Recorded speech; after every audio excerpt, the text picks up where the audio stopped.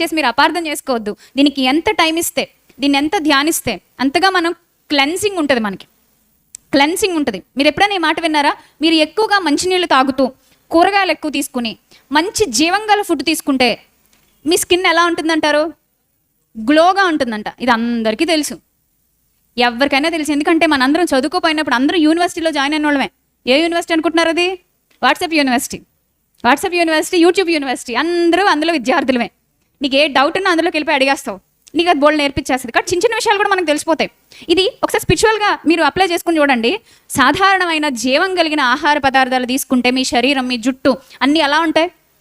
Shining ఉంటుంది. మీరు స్పెషల్గా మేకప్స్ ఏమి ఎక్కువగా యూజ్ చేయక్కర్లే, నెత్తి మీద ఏం పోసుకుని గోడకు పెయింట్లు వేసినట్టు అయ్యక్కర్లే.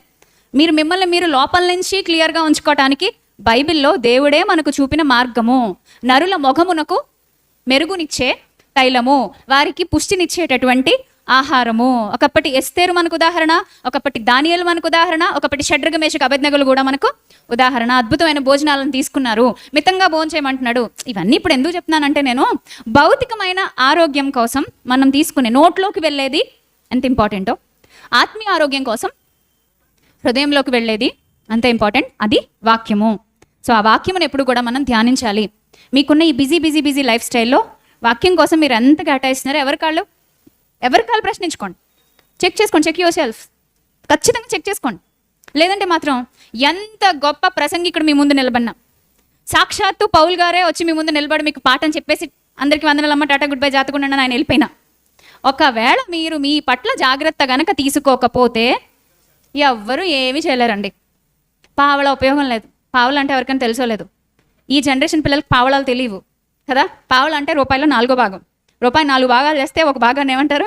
పావల అంటారు. ఇప్పుడు అది మీరు చూసారో లేదు తెలియదు. మా చిన్నప్పుడు పావల ఉండేది. మా చిన్నప్పుడు మా నాన్నమ్మ అమ్మమ్మలు మాకు ఇచ్చి కొనుక్కునేవారు. కొనుక్కోమ్మ వెళ్ళి ఏమన్నా పప్పులు కొనుక్కొని చెప్పేసి అనేవారు షాప్కి వెళ్ళి. ఇప్పుడు అంత సీన్ లేదు కదా. అంటే అది ఎంత చిన్నదో చెప్పడానికి నా ప్రయత్నం. ఇప్పుడు మీకు రూపాయే లెక్కలేదు. మీ వాడికి మీరు స్నాక్స్ కొనుక్కోవాలంటే రూపాయి ఇస్తే నీ మొహం మీద కొడతాడు. వాడికి ఎంత ఇస్తారు మీరు?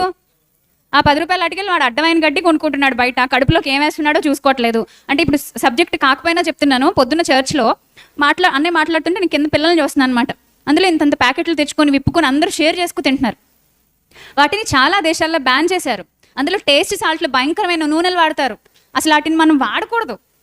క్రైస్తవులుగా, విశ్వాసులుగా మన కడుపులోకి ఏం వెళ్తుందో మనం చూసుకోవాలి. మన పిల్లలకి ఏం పెడుతున్నామో చూసుకోవాలి. ముఖ్యంగా స్త్రీలు కొంచెం ఓపిక తెచ్చుకొని, కొంచెం బద్ధకాన్ని వదిలేసి, ఇంకా శ్రద్ధ పెట్టి ఇంట్లో ఏ పదార్థాలను మన బిడ్డలకు మంచిగా పెట్టగలమో, మనం తీసుకోగలమో చూడాలి. అది బైబిల్ నియమము. మీకు రిఫరెన్సెస్ చూపించగలరా? మాకంటే బోల్డని చూపిస్తా. బట్ ఇప్పుడు నా టాపిక్ అది కాదు.